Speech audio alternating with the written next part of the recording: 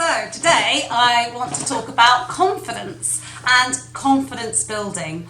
Why do we need to build our confidence and why is it important?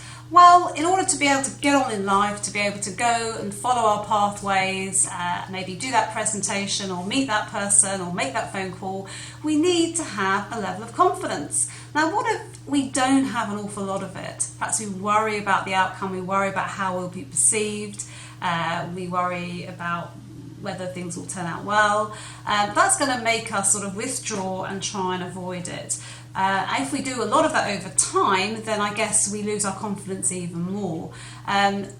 So let's have a little think about how we build confidence in this area. Well, in my mind and in my 20 years of experience of working with individuals, there's only one way to build confidence, and that is to very slowly move outside our comfort zone and to try a new thing. Now, that doesn't mean to say that we go diving in there into a very stressful situation that we find very hard to manage. That is actually going to flood us. We're going to be absolutely terrified, and that's going to work very badly. So that's not the way to do it. What we need to do is identify what we'd like to do. So, for example, say it's about going on transport. Perhaps we've lost our confidence at going on transport.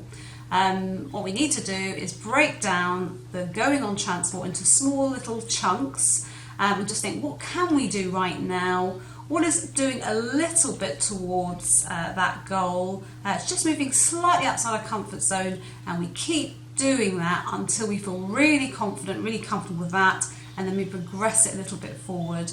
So say, for example, someone is just unable to even get to the train station. Well, what they might need is a smaller step first. Perhaps they can get there with a little bit of help with somebody. So what you might start off by doing is getting a friend to perhaps walk with you there to the train station. If that becomes comfortable, you might then ask them to meet you halfway on the way to the train station, and then you walk together for the rest of it.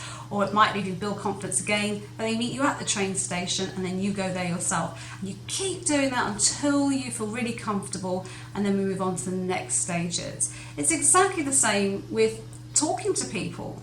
Perhaps that's very overwhelming, so what we need to do is break the task down into small things. Perhaps it's about going out a bit more with people we feel comfortable first with, seeing how they are, and then we progress on. There's only one way to build confidence, and I'm afraid it's that.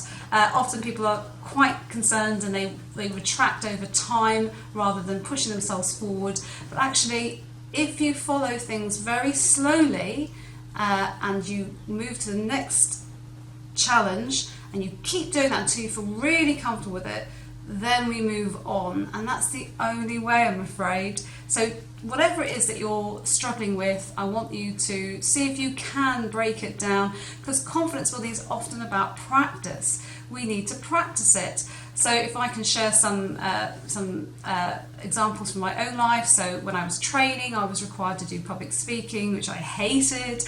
Lots of people do. But what happened over time is that I was expected to do it. And although it was extremely painful, I did get to do it. And in the end, at the end of my training, I felt very, very comfortable doing it because I got loads of experience at it. And I'd learned that actually it is a bit stressful, but it's okay and I can do it. What's happened over time, though, 20 years since I've done that kind of work, or more regularly, I'm now, if someone asks me to do a presentation, I'd be feeling quite concerned again. So we've got to, once we've managed to build our confidence in an area, we've got to keep it maintained. So if you're somebody who perhaps struggles to go out to the supermarket with lots of people, if you do manage to break it down to perhaps going to when it's quiet or going with a friend, then going on your own when it's quieter, then going when it's slightly busier, following that progression. Once you've actually got it nailed and you can go to the supermarket whenever you want with lots of people there, then you need to keep that practice up and just keep doing it. The worst thing with the way to lose confidence is to stop doing things or retract back, because what we learn over time is that that's really stressful when we start to do it again, and it's just something we don't want to do, and that's how over time you can lose your confidence.